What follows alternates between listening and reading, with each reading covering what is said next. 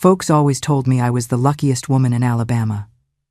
I had a husband who didn't drink, didn't gamble, and always came home right on time. But they didn't know what happened when the lights went out. For 35 years, my husband had a strange ritual that never changed. At 4 a.m. sharp, he would leave our bed, lock the bathroom door, and stay inside for exactly 1 hour. I used to think the worst that he had someone else, or was hiding some terrible habit. But the truth was more horrifying than anything I could have imagined. What he hid behind that door wasn't betrayal, but scars, bloody scars from a past he would rather die than let me see. My name is Patricia, and today I'm going to tell you about the day I decided to look through the bathroom keyhole and how that act saved our marriage. Before I begin, please let me know where in the world you are listening from in the comments. And don't forget to subscribe, because there are truths that need to be spread, even if they might shake your beliefs. There are stories that, no matter how painful, must be told. Well, I'll start from the very beginning. Back in 1967. I was just 21 years old when I met Timothy. He was 24. It was at a church social right here in Birmingham, Alabama. Back in those days, things were very different from today, you know? We didn't date like you young folks do now. No, it was all slower, more modest. My father, God rest his soul, was extremely strict. When Timothy showed up at our house for the first time to ask to court me, I thought my father was going to send him away on the spot. But no, Timothy was a serious young man, hard-working, honest. He worked at a steel mill over in Ensley. My father liked him. We courted for 1.5 years, always with the door open, always with my mother nearby keeping watch. When he asked me to marry him in 1968, I was so happy I cried all night. We got married in December of that same year. It was a simple ceremony at the neighborhood church with few people. Back then, the country was, how can I put it? It was different. There was a heavy atmosphere in the air. People spoke in hushed tones about politics. My father always said, "Patricia, don't meddle in men's business. Don't talk about the government. Don't talk about anything that isn't your concern." I obeyed. Timothy was a quiet man. Very quiet. At the start of our marriage, I thought it was shyness, you know? I thought with time he would open up more. But no, he remained quiet. He worked all day at the steel mill, came home tired, ate dinner, watched a little television. We had managed to buy a second-hand TV, which was a luxury back then, and then he'd go to sleep. Every day, the same routine. Except there was one thing I found strange from the beginning. From the very first day we were married, Timothy would wake up at 4 inches the morning, every single day, 4 a.m. sharp. And do you know what he did? He would get out of bed slowly so as not to wake me. But I always woke up because I'm a light sleeper. He would go straight to the bathroom. He would lock the door and stay in there for an hour, a whole hour. At first, in the first few weeks, I didn't say anything. I thought it was a stomach issue, those things we don't go around asking about, right? But then a month passed, 2 months, 6 months, and every day, it was the same thing. 4 inches the morning, an hour in the bathroom, always locked. I started to get worried. I thought, my God, is Timothy sick? Does he have some serious problem and doesn't want to tell me? One day, we must have been married about 8 months, I asked. We were having breakfast and I gathered my courage. "Timothy, are you feeling okay? I notice you wake up early every day and spend a long time in the bathroom." He flushed deeply, looking embarrassed. He looked away, stirred his coffee nervously with his spoon, and said softly, "It's my stomach, Patricia. Since I was a child, I've had this problem. Constipation, then the opposite. It's an annoying thing, but it's nothing serious. Don't worry." And that was it. He changed the subject immediately, and I didn't insist. Now, I know what some of you might be thinking. Good Lord, Patricia, why didn't you just kick that door down? Why were you so easy to fool? But you have to understand the times we lived in. We were raised to believe that keeping the peace in a home was a woman's highest duty, even if that silence was slowly killing us. Sometimes, silence is the sweetest poison we willingly drink. Back then, we didn't push things too much, you see? A wife had to respect her husband's space. That was how my mother raised me. The years went by. We had our first son in 1970, Ryan. Then, in 1972, came Harper, 2 beautiful, healthy children who filled our home with joy. Timothy was a present father as much as he could be. He worked hard to support the family. But that routine never changed. Never. 4 a.m., bathroom, 1 hour, locked door. I tried to get used to it. I really did. I told myself, Patricia, this is silly. The man has stomach problems. Stop dwelling on it. But there are things we try to push to the back of our minds, and they don't go away, you know? They stay there bothering you, growing, turning into a ball of anguish. What bothered me wasn't just the fact that he woke up early and went to the bathroom. It was the way he did it. He went slowly, silently, as if he didn't want anyone to notice. And when I woke up, because I always woke up to the sound of the bed creaking when he got up, I would lie there in the dark, listening. And do you know what I heard? They weren't normal bathroom noises of someone with stomach trouble. I heard water running softly, then silence, then some strange noises, as if he were moving things, opening and closing something. Once in a while, very rarely, I heard what sounded like a muffled moan, a deep sigh. I didn't know. I couldn't understand. Once, this must have been about 10 years into our marriage, around 1978, I spoke to my mother. We were at her house having coffee and I vented. Mom, Timothy has a weird habit. Every day he wakes up at 4 inches the morning and stays locked in the bathroom for an hour. Every day, Mom. It's been 10 years of this.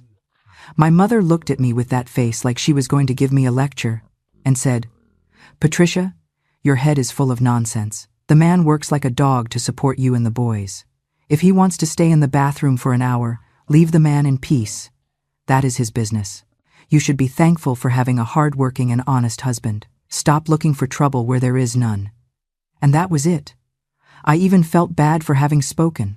I thought I was really being a nagging wife, the kind that picks on everything, so I shut my mouth and tried not to think about it anymore. But I couldn't, folks. I couldn't, because as the years went by, I started noticing other things. Timothy always wore long-sleeved shirts. Always. It didn't matter if it was 100 degrees in the Alabama summer, long-sleeved shirt. When I asked, he said it was because at the steel mill it was dangerous, sparks could fly, things like that. It made sense, so I didn't question it, but there was more. He never, ever, took off his shirt in front of anyone, not even in front of me, his wife. When we had our intimate moments, you know, he always turned off the light, always in the dark. And if I tried to turn it on, he got nervous. He said he preferred it that way, that it was more romantic. At first, I even thought it was cute, but later it started getting weird. And there was another thing I noticed. Sometimes, when he was sitting on the sofa watching television, he would make a face of pain and put his hand on his back or on the side of his body. When I asked if he was okay, he said it was tiredness from work, from the weight he carried. It's just the mill, Patty. Double shifts break your back. It comes with the territory. And I believed him. The years continued to pass. 1,980. 1,985. 1,990. Life went on. The boys grew up, went to school. Ryan even started working young to help at home. We lived tight financially, but happy. Or at least I thought we were happy. Timothy continued to be a man of few words, but he was affectionate in his own way. He brought his paycheck home every month. He didn't drink, didn't go to bars, didn't give me any reason for jealousy. He was a good husband by the standards we knew. But that 4 a.m. business, that never stopped, never. And as I got older, it started consuming me from the inside.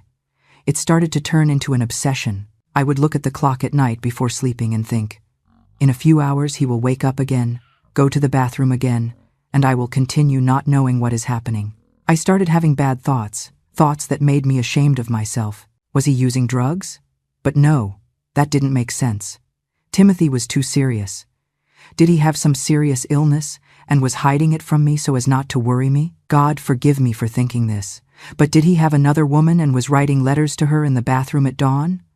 That last thought drove me crazy. I know it seems absurd, but when you live with a mystery for decades, your head starts creating the craziest stories.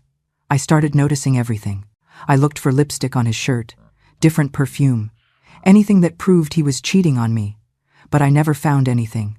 Absolutely nothing. One day, this must have been around 1995, I exploded. I couldn't take it anymore. We were having dinner, just the two of us. The kids were already adults and had moved out, and I said just like that, without beating around the bush, "Timothy, I need to know what you do in the bathroom every day at dawn. It's been over 25 years of this." 25 years, Timothy? Do you think I'm stupid? Do you think I don't notice? His face went white as a sheet. He put his fork down on the plate, wiped his mouth with the napkin, and looked at me with eyes. Folks, they were eyes full of such fear, such sadness, that my heart tightened instantly. "Patricia," he said with a trembling voice, "I ask you, please, don't insist on this. I am not doing anything wrong. I swear to you on my mother who has passed. I am not doing anything wrong, but I can't talk about it." "I can't. What do you mean you can't talk?" I shouted. I really lost my patience. "I am your wife. We have been married for over 25 years. Don't you trust me?" He got up from the table, and for the first time in all those years, I saw tears in his eyes. Real tears running down his face. "It's not a question of trust, Patricia. It's a question of protecting you and the boys. Please, leave me alone with this." It is heartbreaking to see a strong man like Timothy break down. But his fear tells us that whatever is behind that door isn't just a secret habit, it's a survival tactic. Patricia is left with more questions than answers. And trust me, you won't believe what he has been protecting her from all these years. I beg you. And he left the house, went for a walk down the street. He stayed out for almost 2 hours. When he came back, we didn't touch on the subject anymore. But that night, I didn't sleep at all. I kept asking myself, protect us from what? What was he so afraid of? The following years were the worst, because now I knew there was something really wrong. It wasn't just a strange habit. It wasn't a stomach problem. It was something serious. Something that made my husband cry and talk about protecting the family. I started paying more attention. I noticed that sometimes he arrived from the drugstore. Because yes, I discovered he went to the drugstore every week, sometimes more than once, with little bags that he hid in the bathroom. When I asked what it was, he said it was medicine for back pain, old people stuff. But it was always hidden, always with that air of secrecy. And there was that smell. There was a smell in the bathroom after he came out at dawn. It wasn't a bad smell, no. It was the smell of medicine, of ointment, of those strong ointments we use for muscle pain. But why use ointment in secret? Why wake up at 4 inches the morning for that? The year 2000 arrived, the turn of the century. I was already 54 years old. Timothy was 57. We had grandchildren, a life built. But that mystery remained there between us, like an invisible wall separating us. It was on a day in March, 2003, 35 years after our wedding, that I finally made the hardest decision of my life. I was going to discover the truth, whatever the cost. That decision didn't come overnight, you know. It formed inside me little by little, like a storm gathering dark clouds in the sky. Until there is no other way, the storm is going to break. I spent weeks thinking, planning, feeling like the worst wife in the world for planning to spy on my own husband. But at the same time, I couldn't take it anymore. It was 35 years carrying that anguish, that doubt gnawing inside. The month of March 2003 was especially hot. That stifling Alabama heat that gives no truce, even at night. I remember that back then I had terrible insomnia. I drank chamomile tea, things the neighbor said helped, but nothing worked. I lay there, looking at the dark ceiling of the room, listening to the noise of the cars outside and counting the minutes until 4 inches the morning. Because I knew that when 4 o'clock came, Timothy would get up. Like a Swiss watch, that man never failed. Not when he had the flu, not when he was too tired, not on holidays, not on Sundays. Every single day, 4 a.m., he got up. I started observing more, without him noticing, of course. I noticed that when he got up, he made a strange movement. He put his hand on his back, as if he were preparing for something that hurt. Then he breathed deep, really deep, as if gathering courage, and only then did he get out of bed. One night, about 3 days before that fateful day, I pretended to be asleep, but I kept one eye half open, just watching. I saw when he went to the closet. We had an old wooden closet that creaked every time it opened, and he took something from inside. It was dark. I couldn't see exactly what it was. It looked like a plastic bag, one of those from the drugstore. He tucked it under his arm, along with a towel, and went to the bathroom. My heart was racing. I waited about 5 minutes, then got up very slowly. Our house was small, a simple 2-story house. The bedroom was upstairs, and the bathroom he used was downstairs, near the kitchen. I went down the stairs tiptoeing, praying for the steps not to creak. Every step seemed like an eternity. When I got close to the bathroom, I stood there in the dark hallway, leaning against the wall, just listening. I heard the faucet water turning on, then off. Then, a sound of plastic being opened, as if it were medicine packaging or something like that. Then, silence. A silence that lasted so long I thought he had fainted in there. And then I heard it. It was soft, so soft you could barely hear it, but I heard it. It was a moan of pain, of real pain, the kind you can't hold back. My whole body froze. I gathered courage, got closer to the door, but at that moment such a great fear hit me that I ran back to the bedroom. I went up the stairs almost flying. I got under the covers, pretending I was asleep. When he came back, about 40 minutes later, I was trembling. He lay down on the bed very slowly, and I felt the mattress sink with his weight. I heard when he sighed, a long, tired sigh, and I lay there motionless, my heart beating so hard I was sure he could hear it. The following days were an endless agony. I couldn't look him straight in the face. I felt guilty for hiding that I knew, or at least that I suspected, that something was very wrong. At the same time, I felt angry. Angry at him for hiding it, angry at myself for not having the courage to confront him, angry at the whole situation. It was on a Thursday, the 27th of March 2003. I remember the exact date because it was my father's birthday, who had already passed away about 5 years prior.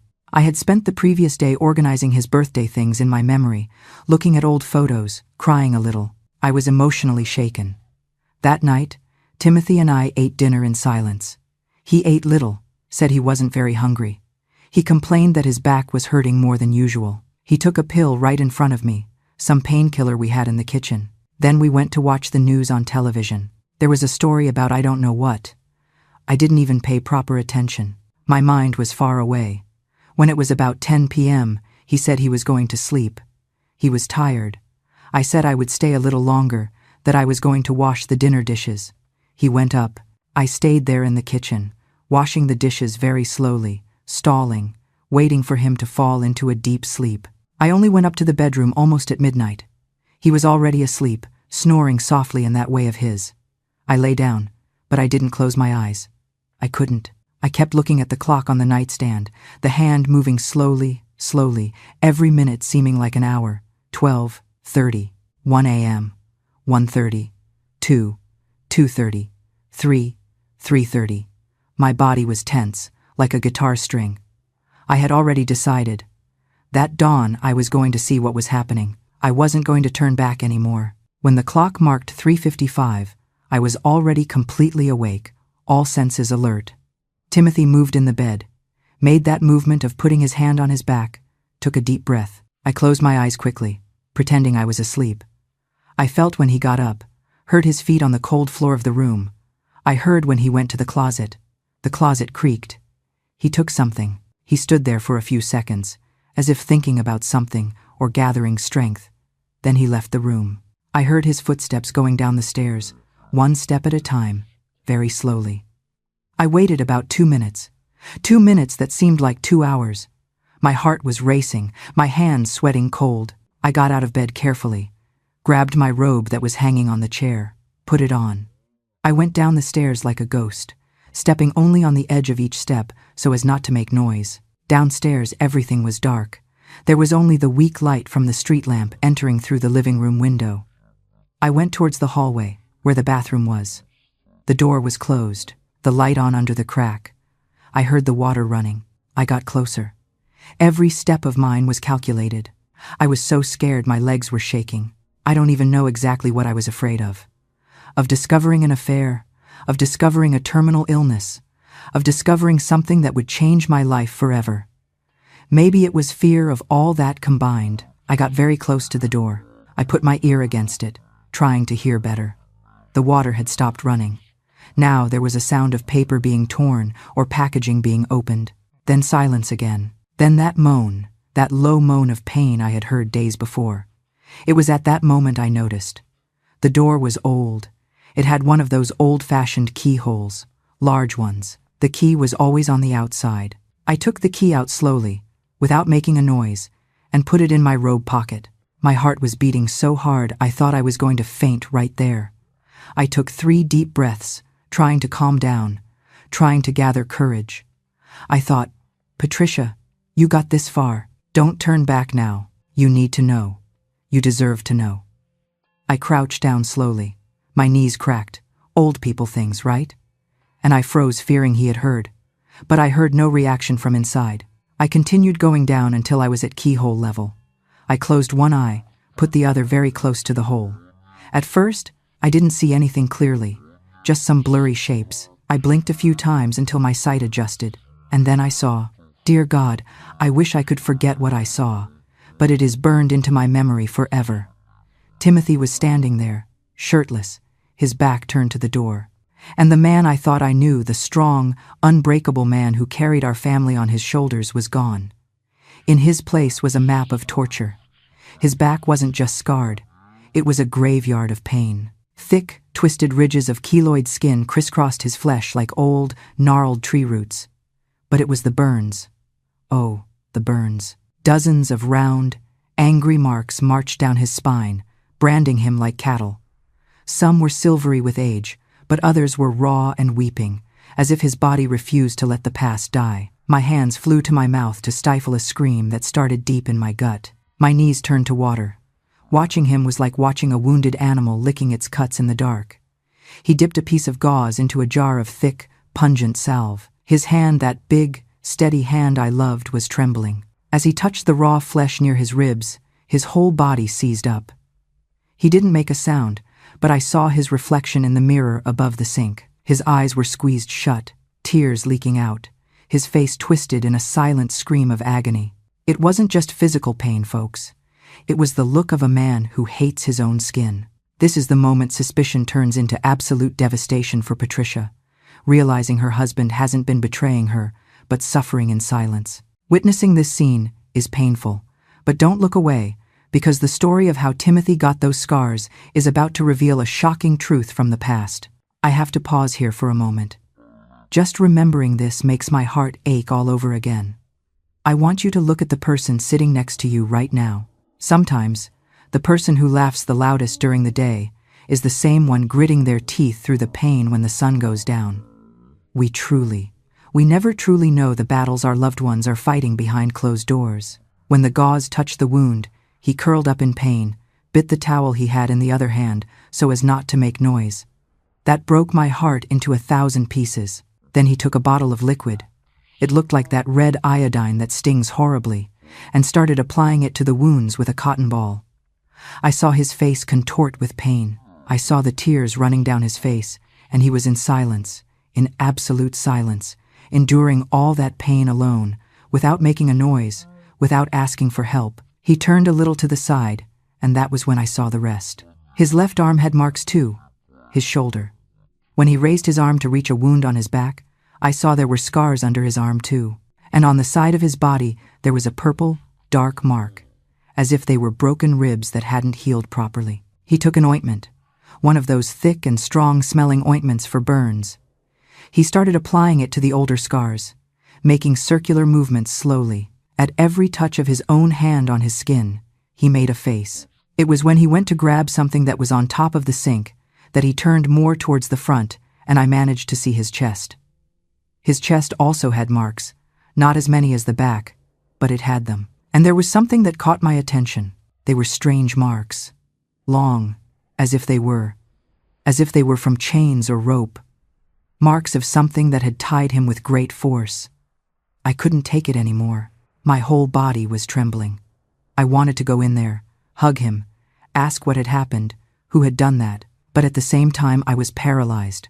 I couldn't move. I couldn't process what I was seeing. He took the shirt that was hanging on the hook behind the door and started to put it on slowly, carefully, as if every movement hurt. When the shirt covered that destroyed body, He stood there facing the mirror above the sink, just looking at his own reflection. And do you know what destroyed me even more? It was seeing the expression on his face. It was an expression of shame, of guilt, as if those marks were his fault, as if he had done something wrong and deserved that. He wiped his face with his hand, wiped the tears, took a few deep breaths, straightened his shoulders as if he were composing himself. I moved away from the door quickly. I didn't want him to see me there. I ran up the stairs in silence.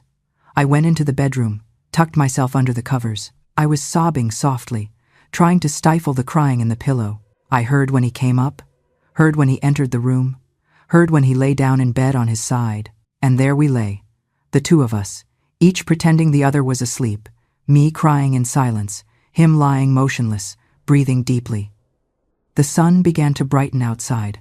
It must have been about 6 a.m. I hadn't slept a wink. My head was spinning non-stop. Those images wouldn't leave my mind.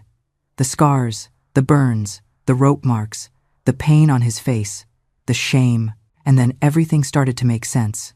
The long-sleeved shirt always, his way of not taking off his clothes in front of anyone, the faces of pain when he moved, the hidden medicines, the constant sadness he carried in his eyes, even when he was smiling. But what didn't make sense was who had done that, when, why, and why he hid it from me, why he carried that alone for all these years. I got out of bed when I heard him getting up. He went to the bathroom again, the upstairs one this time, just to do the usual. I went down to the kitchen, made coffee. My hands were shaking so much I almost dropped the pot of hot coffee. When he came down, already dressed for work in that plaid long-sleeved shirt he always wore, I was turned away, stirring something on the stove. I couldn't look at him. Not at that moment. I was afraid he would see on my face that I knew. "Good morning," he said with that tired voice of his. "Good morning," I replied, still with my back turned. "Coffee is ready." He sat at the table. I served the coffee, the bread and butter, as I did every day. I sat on the other side of the table, but I didn't eat anything. I just kept stirring the coffee with the spoon, looking at the cup. "Are you okay, Patricia?" he asked. I raised my eyes to him, looked right into his eyes, and what I saw there was fear. Fear that I knew. Fear that I had found out. "I am." I lied. Just slept poorly. Had a nightmare. He nodded, relieved, and went back to eating his bread. He finished his coffee, took the lunch pail I had prepared the night before, gave me a kiss on the forehead, as he did every day, and left for work. When the door closed, I collapsed, sat on the kitchen floor right there and cried. I cried everything I had held back during the night. I cried for his pain, for the secret he carried, for all those years of silent suffering, and I cried because I knew that now I had an impossible choice ahead of me. Did I pretend I knew nothing and continue living that lie, or did I confront him and risk destroying everything? Those days, after that night, were the hardest of my entire life. I woke up every day with that image engraved in my head. The scars, the burns, the pain on his face. I couldn't forget it even for a second. It was like someone had put a movie in my head that kept playing non-stop, without me being able to turn it off. The worst of all was having to pretend everything was normal, pretend I knew nothing. Every time Timothy came home from work, I had to smile, ask how his day was, serve dinner, talk about trivialities. And inside, I was falling apart.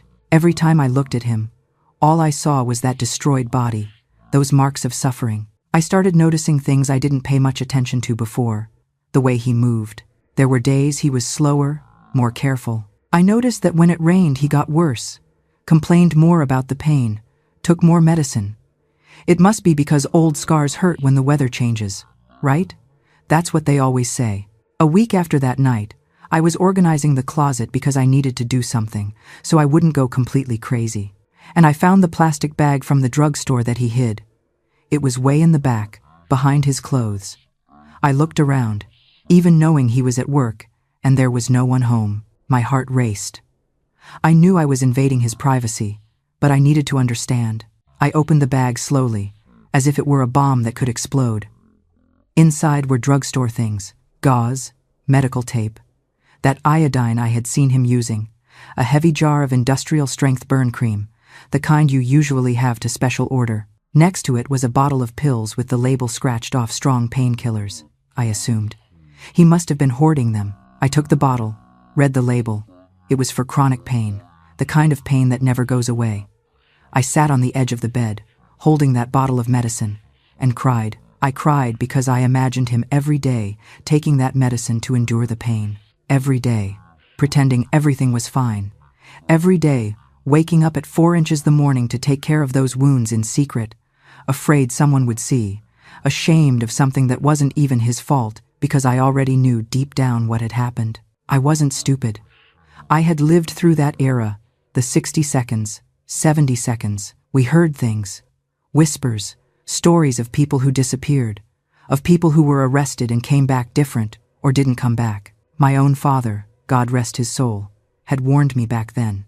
Patricia, don't get involved in anything. Don't talk about anything. Pretend you don't see, don't hear anything. It sounds like something out of a movie now, doesn't it? But unless you lived in the South during those years, you can't truly understand. The fear back then was thick enough to chew on, stifling as a humid summer night. A man could leave for work in the morning and simply never come home for dinner. So please, don't judge my Timothy. His silence wasn't cowardice. It was the only shield he had to keep me and the children alive. But I never imagined that Timothy, my Timothy, who was so quiet, so peaceful, who only went to work and came home. How, when, why? I put everything back in the bag, exactly as it was. I hid it again in the back of the closet. I went to the kitchen, washed my face in the sink, tried to compose myself, but I couldn't stop thinking. That night, when he arrived from work, I was quieter than usual. He noticed. "Did something happen, Patricia?" he asked, while taking off his shoes at the door. "No, nothing," I lied. "I'm just a little tired." He looked at me in that way of his, as if he were trying to read my soul. Then he nodded and went to take a shower. His normal late afternoon shower, quick. Not that 4 a.m. one that lasted an hour. During dinner, I tried to make conversation about the past, not directly, but sort of around the edges, you know? "Timothy, do you remember when we met in 1967? He raised his eyes from the plate, slightly surprised by the question. "Of course I remember. How could I forget? You were wearing that blue dress with white polka dots." I smiled.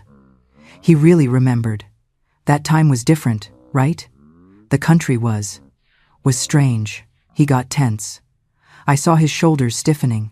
"It was," he said dryly. He went back to eating. "You never talked much about that time, about what you did, where you went." "I worked, Patricia, worked at the steel mill. You know that." "I know, but there was more going on. We heard stories." He dropped his fork on the plate. The noise echoed in the silent kitchen. "What stories?" His voice was different. It had a hardness I rarely heard. I got a little scared. "Nothing. Just stories people commented on. People disappearing. Those things." He breathed deeply several times. I saw the vein in his neck pulsing. "Patricia, I already told you, don't go digging into matters that aren't your concern. I worked, period. The rest doesn't matter." And he got up from the table, left his plate half-eaten, and went to the living room to watch television. I stayed there alone in the kitchen with my heart tight. I had touched a wound, not a physical wound, but a wound in his soul. I didn't try to talk about it anymore in the following days, but I needed to understand. I needed answers. So I did something I had never done in my life. I went to the public library downtown. I took 2 buses to get there. The lady at the library looked at me a bit strangely when I asked. A 5-7-year-old lady asking to see old newspapers from the 60 seconds and 70 seconds. But she took me to a room in the back where they kept those old yellowed newspapers. I stayed there for hours. Hours flipping through those papers. And what I read, folks, what I read made me sick. There was news about people arrested, about heavy-handed police tactics, about missing activists. Of course, the newspapers of the time didn't speak openly. Everything was kind of hidden between the lines, but anyone who wanted to understand, understood. I read about the secret operations, about the places where they took people, about the methods they used. Electric shock, strapping them down, waterboarding, burns, my God in heaven, burns with cigarettes, with hot irons. I had to run out of there. I went to the library bathroom and threw up. I stood there, clutching the bathroom sink, shaking, imagining my Timothy going through that. My Timothy, who wouldn't hurt a fly, being burned, being tortured. I went back home by bus, without even seeing the scenery passing by the window. I arrived home before him. I sat on the living room sofa and stayed there still, staring at nothing. When he arrived, I could barely greet him properly. "Did you go to the doctor?" he asked worriedly. "You look terrible." "No. I just think I ate something that didn't agree with me." He insisted I lie down, brought tea, kept stroking my head, and that broke me even more. Because there he was, taking care of me, worried about me, being this good man he always was. And me knowing he was suffering alone for decades and I couldn't do anything because he wouldn't let me. A few more days passed. I had stopped sleeping properly. I took anxiety medication the doctor had prescribed ages ago and I had never used. I lost weight. Timothy noticed. Got even more worried. "Patricia, you need to go to a real doctor. You are getting sick." "I'm fine," I insisted. But I wasn't. I was far from being fine. It was on a Saturday afternoon. We were at home. He was working on something in the yard. I was in the kitchen preparing lunch. Suddenly, I heard a loud noise, a moan, and then silence. I dropped everything and ran to the yard. Timothy was on the ground, holding his back, his face contorted in pain. "Timothy!" I screamed, crouching down beside him. "What happened?" I slipped, fell badly. "Oh, Patricia, my back." He was sweating cold. The pain must have been terrible. I tried to help him up, but he moaned even louder. "No, wait a little."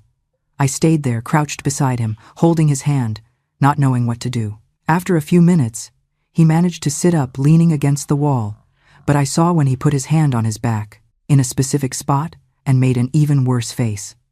"Let me see," I said, and before he could stop me, I lifted his shirt from behind. He tried to push me away, but he was too weak from pain, and I saw it again, this time in the harsh light of day. The lattice of scars across his back was terrifying. Where he had hit the ground, the delicate, paper-thin skin over an old burn had split open, and blood was trickling down his side. "Timothy," I whispered with a broken voice. He looked at me, and in that look, there was everything. There was fear, there was shame, there was despair, there was 35 years of secret wanting to explode out. "Patricia," he started, but couldn't continue. Tears began to fall. I hugged him from behind carefully, so as not to hurt him more. I pressed my face against his back, against that destroyed back, and cried along with him. "I know," I said softly. "I know, my love. I saw." He went rigid in my arms. "You saw?" "I saw. That night, almost 2 weeks ago, I looked through the keyhole. Forgive me for invading like that, but I couldn't stand not knowing anymore. The walls of a 3-5-year-old secret are finally crumbling down right there in the yard. But notice that Timothy isn't relieved. He is terrified of being seen as weak, and what he is about to reveal about that dark night in 1968 will completely change your definition of courage. Stay with us to hear his side of the story. We stayed there, the two of us on the yard floor, hugging, crying. I don't know how much time passed. It could have been minutes. It could have been hours. Time had stopped. It was he who let go first. He wiped his face with his hand, tried to compose himself. "Help me inside," he asked. I helped him get up slowly. He was limping, his back locked up. We went inside the house, to the bedroom. He lay face down on the bed, moaning in pain. "I'll get ice," I said. "No, stay here, please." I sat on the edge of the bed, beside him. I put my hand in his hair, stroking it. "Will you tell me?" I asked softly. He stayed silent for so long I thought he had fallen asleep, but then he spoke. "I am afraid." "Afraid of what?" "Afraid of you seeing me differently afterwards. Afraid of you being disgusted by me." "Afraid of you, Timothy," I interrupted with a firm voice. "We have been married for 35 years. 35 years? Do you think anything you tell me is going to change what I feel? For you it might change?" "Yes," he said, "because you will know that the man you married, that this man is not strong, is not brave, is a coward who broke, who begged, who his voice got lost in a choked sob." "Stop," I said, lying down next to him. "Stop that. You are the strongest man I know. You woke up every day for 35 years at 4 inches the morning to take care of wounds that never healed. You worked all these years carrying pain. You built a family, raised 2 children, always doing your best. How is that not being strong? You don't understand, he murmured. Then make me understand. Tell me what happened. He turned his face to me, eyes red and swollen from crying so much. And I saw in that moment something I had never seen before. I saw the young Timothy, the young man in his early 20s I met. I saw the fear he must have felt. I saw the pain. I saw everything. Tomorrow, he said, tomorrow I will tell you everything. Today I can't. Today the pain is too strong. Both here, he pointed to his back, and here he pointed to his chest, to his heart. All right, I said, when you are ready. I stayed there with him until he fell asleep from exhaustion. Then I went down, heated the food, but couldn't eat anything. I sat at the kitchen table, looking at the cold food on the plate, thinking about everything, thinking that the next day, finally, after 35 years, I was going to know the truth, the complete truth. And at the same time that I wanted to know, a part of me was afraid. Afraid of what I was going to hear, afraid of not being strong enough to handle the pain he carried alone for so long. But I needed to be strong for him, for us. Because if there is one thing 35 years of marriage taught me, it's that we can endure much more than we imagine when it is for love. That night, neither of us slept well. I heard him moving in bed, moaning in pain. In the middle of the night, he got up, but didn't go to the downstairs bathroom. He went to the upstairs one, took his medicine, and came back to bed. When the sun rose on Sunday, the 13th of April, 2003, I knew that would be the day that would change everything. For better or for worse, there was no way to know. But it would be the day the truth finally came to light. That Sunday dawned cloudy. The sky was gray, heavy, the kind where it looks like it's going to rain any moment, but the rain doesn't come. I got up early, even having slept almost nothing. Timothy was still in bed, awake, staring at the ceiling. "Good morning," I said softly. He turned his face to me. His eyes were still red, tired, but there was something different in them, a determination I hadn't seen in a long time. "Good morning," he replied. "Go down, make some coffee, I'm going." I went down to the kitchen with my heart tight. I put the coffee on to brew. I got the bread, butter, cheese ready. I did everything on autopilot because my mind was far away. I was preparing myself for what was coming. He took about 20 minutes to come down. When he appeared in the kitchen, he had showered, shaved, wearing a clean shirt, as if he were getting ready for something important. And it was, right? It was the most important moment of our 35 years together. We sat at the table. Neither of us touched the food. We just sat there holding the cups of hot coffee, looking at each other. "Where do I start?" he said, more to himself than to me. At the beginning, I replied, "When did it happen?" He took several deep breaths, closed his eyes as if going back in time, reliving everything. "It was in 1968, August of 1968. I was 22. We weren't even married yet, remember? We were only going to marry in December." I nodded. My heart was already racing. Back then I worked at the steel mill, you know. But I also did something else. I participated in a group, a church youth group. We met to study the Bible, to discuss how to help the poor, things like that. It was a group connected to the social gospel movement. You know that movement the church had to help the needy. He stopped, took a sip of coffee. His hand trembled a little.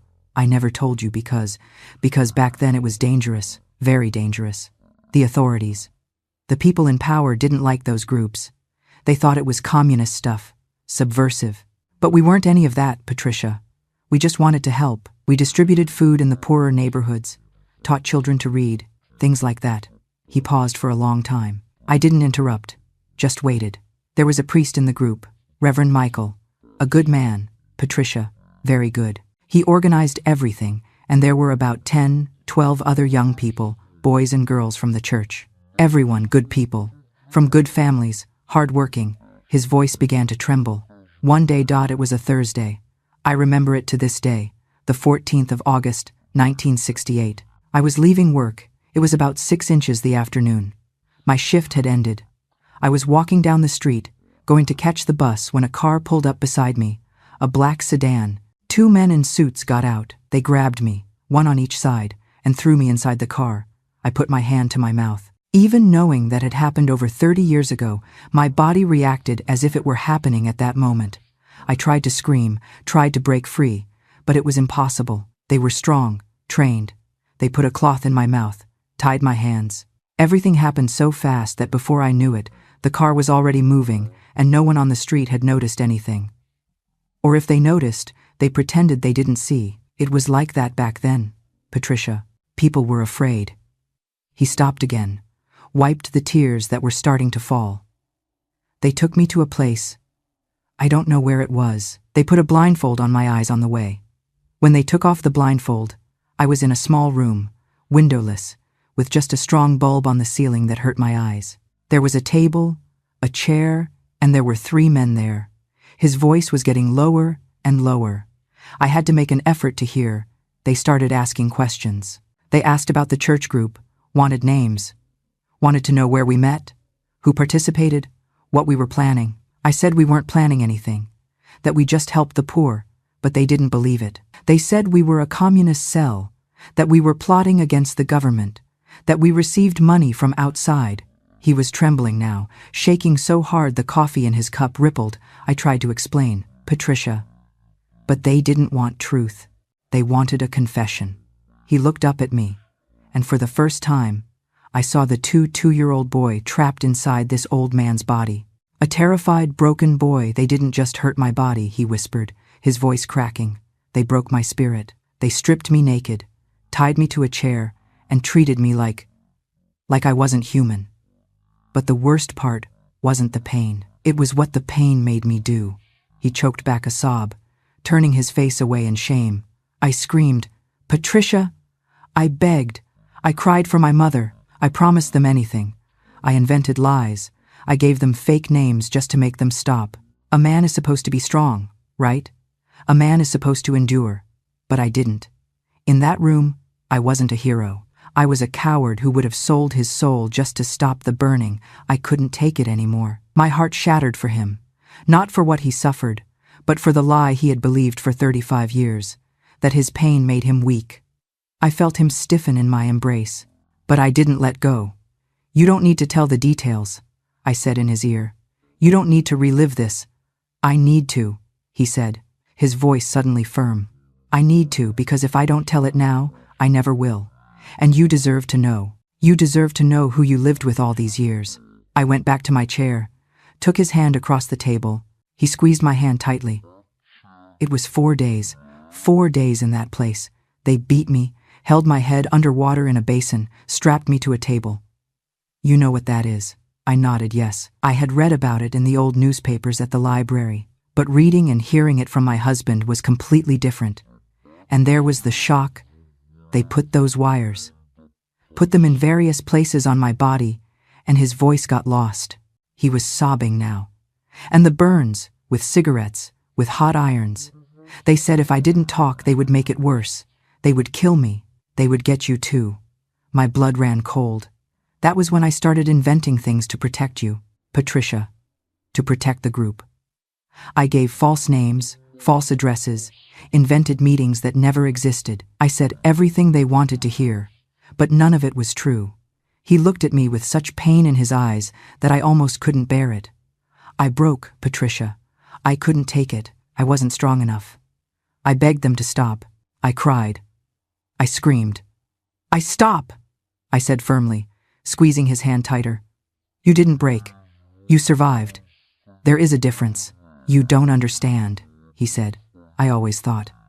Every man thinks he would be strong if something like this happened, that he would endure, that he wouldn't cry, that he wouldn't beg. But when the time comes, when the pain is so much that you can't even think straight, he covered his face with his free hands. On the 4th day, they realized I didn't really know anything, that I was making it up.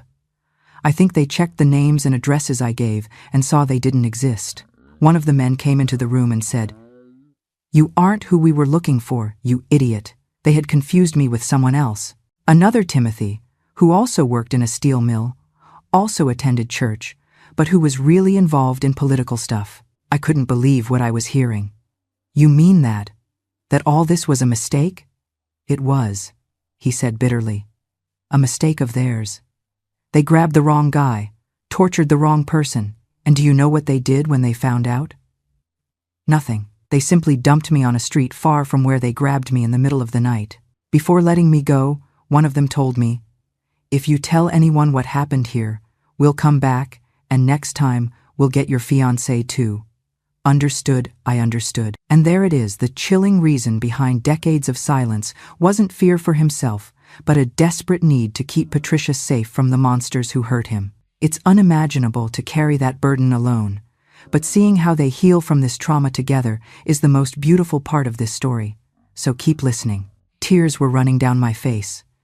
They left me on a street in the middle of the night, hurt, bleeding, barely able to walk. I managed to get to a public hospital. I said I had been mugged, that they beat me. The doctors took care of what they could, stitched some cuts, bandaged the broken ribs. But the burns, they said, would leave marks forever. And they did. He lifted his shirt a little, showing me part of the scars I already knew. I was hospitalized for 3 days. When I got out, I went straight to my parents' house. They were scared, wanted to know what happened. I told the same story.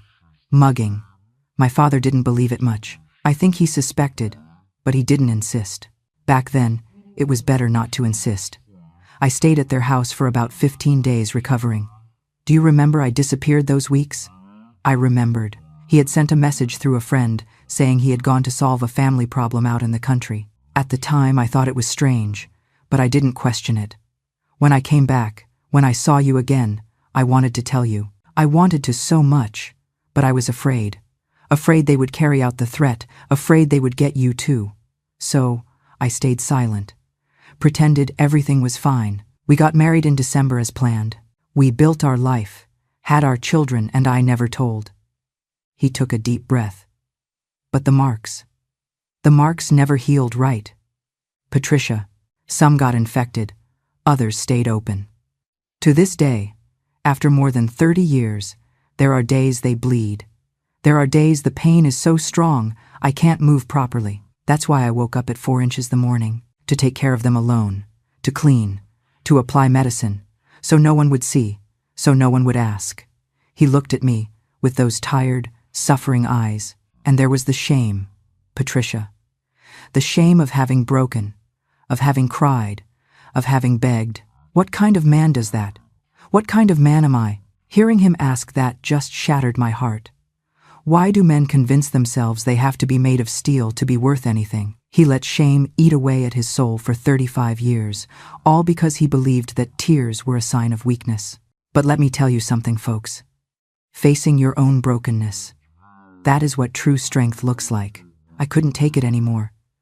I got up from the chair, pulled him up to stand too, and hugged him. I hugged him with all the strength I had.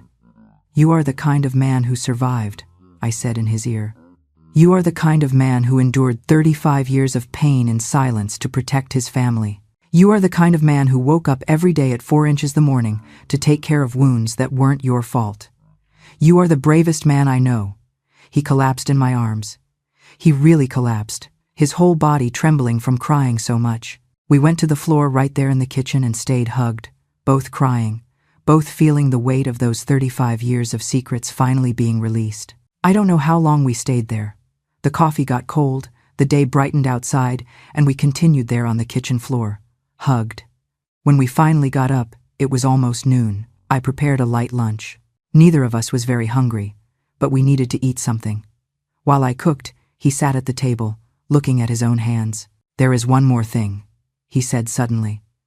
I stopped stirring the pot and looked at him. The church group. After they let me go, I found out they took other people too. They took Reverend Michael, took 3 boys from the group. One of them never came back. The others came back, but came back different, destroyed. He wiped his eyes. The group ended. Everyone got scared. The church closed its doors to that kind of work, and I felt guilty. Guilty because maybe it was because of me. Maybe in the middle of the things I invented under torture, something came out that led them to the real group. "Timothy, you can't blame yourself for that," I said, going to him. "You were being tortured. You had no control over anything." "I know," he said. "My head knows, But my heart carries that guilt every day. I sat on his lap carefully so as not to hurt his back. I took his face in my hands. "Look at me," I said. He looked. "Nothing that happened was your fault. Nothing. You were a victim. You and all those people. And for 35 years, you carried this alone. But you won't carry it alone anymore. From today on, we carry it together. Understood?" He nodded yes, tears falling again. Survivor's guilt is a prison that locks you from the inside. And we finally see that Timothy hasn't just been hiding scars, he's been punishing himself for surviving. Watching Patricia step in to share that burden is the breakthrough we've been waiting for. But healing the past is only the beginning. Now, they face the delicate task of revealing this heartbreaking truth to their children.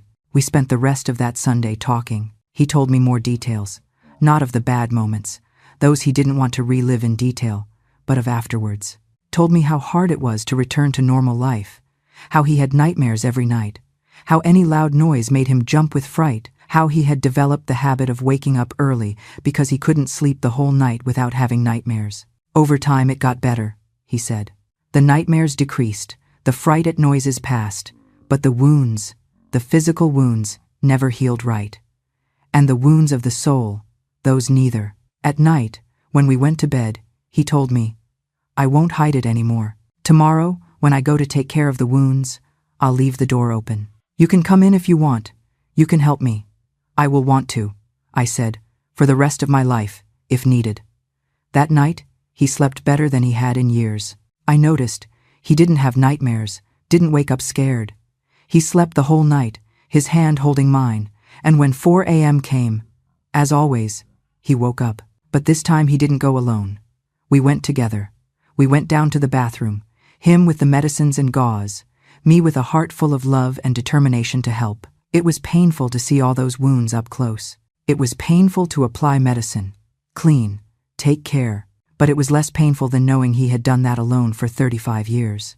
And there, in that early morning of the 14th of April 2003, a new phase of our life began.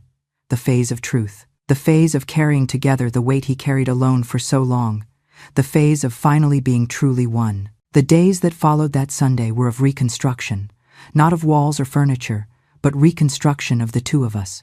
Reconstruction of our marriage, which had been so strong for 35 years, but which had an invisible crack in the middle, the secret. Every day, at 4 a.m., I woke up with him. At first, he still resisted a little, said I didn't need to, that I could keep sleeping. But I insisted, and over time, he got used to it, accepted it, let me take care of him the way he always took care of me. I learned to clean the wounds properly. The doctor we went to consult, because yes, I insisted he go to a real doctor, taught me the right techniques. She was an older lady, close to retiring, and when she saw the marks on Timothy's body, she asked no questions, just looked at him with those eyes that said, "I know what happened." She wrote prescriptions for better, more modern medicines and said, "Take good care of him, Patricia. He deserves it." Those words stayed with me. He deserves it. My Timothy deserved everything good this world could offer. After everything he had been through, with the proper treatment, some wounds that kept opening started to heal better. They didn't heal completely. The doctor said that after so long, some never would. But they improved. His pain decreased. It didn't disappear, but it decreased. And that was already an immense relief. But it wasn't just the body that needed care. It was the soul, too. The nightmares that had decreased over the years came back for a while after he told everything. It was as if by opening that box of memories, everything came to the surface again. There were nights he woke up sweating cold, screaming. I hugged him, said everything was fine, that it was over, that he was safe. One day, about 3 weeks after that conversation in the kitchen, I suggested he talk to someone, a professional. Back then, it wasn't as common as it is today. But psychologists existed. Those things. He resisted at first. That's nonsense, Patricia. I've already endured 35 years. I'll endure the rest. It's not nonsense, I said firmly. It's care. You took care of the body's wounds all these years. Now you need to take care of the wounds no one sees. It took another 2 weeks for him to accept, but he accepted. He started going to a psychologist every week. The first time he came back from the appointment, I asked how it went. Hard, he said. Very hard, but I think good too. He continued going month after month, and I saw the difference. I saw him getting lighter. It wasn't that the pain or the memories had disappeared. Those things never truly disappear. But he learned to live with them in a better way. Learned that it wasn't weakness to have cried, to have begged. Learned that he was human, and that any human being would have reacted the same way. Our children noticed something had changed at home. Ryan and Harper, already adults back then, started asking. They noticed we were different, but united in some way. One day, it was in July 2003, we called them for a conversation. Timothy told them everything, not the gruesome details, but enough for them to understand. He explained that he had been detained by mistake back in the summer of '68, that he had been hurt badly, and that he had carried the physical and mental scars alone all those years to keep them safe. Ryan cried. My 3-year-old son, a grown man, cried like a child, hugged his father, and apologized. Apologize for what? Timothy asked. For all the times I complained you were distant, that you didn't play right with me when I was a child, that you didn't talk much, I thought. I thought you didn't care much about me. Timothy hugged his son tightly. I always cared, always. You and your sister are what I love most in this life, along with your mother.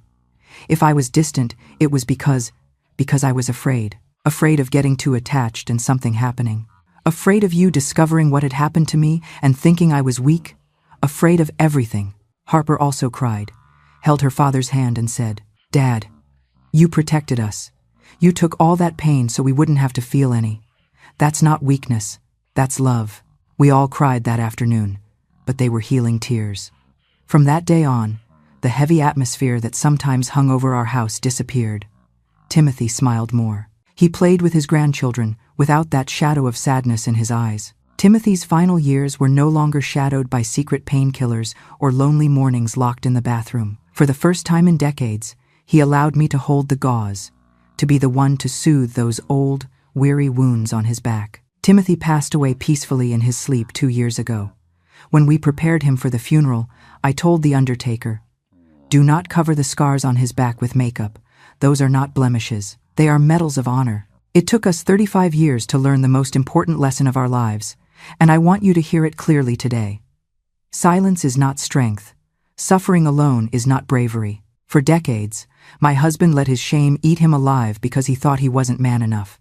But in the end, his greatest act of courage wasn't enduring the torture in that dark room in 1968. No, his greatest courage was letting me see his brokenness and allowing me to love him. Scars and all. Love doesn't just mean sharing the happy moments.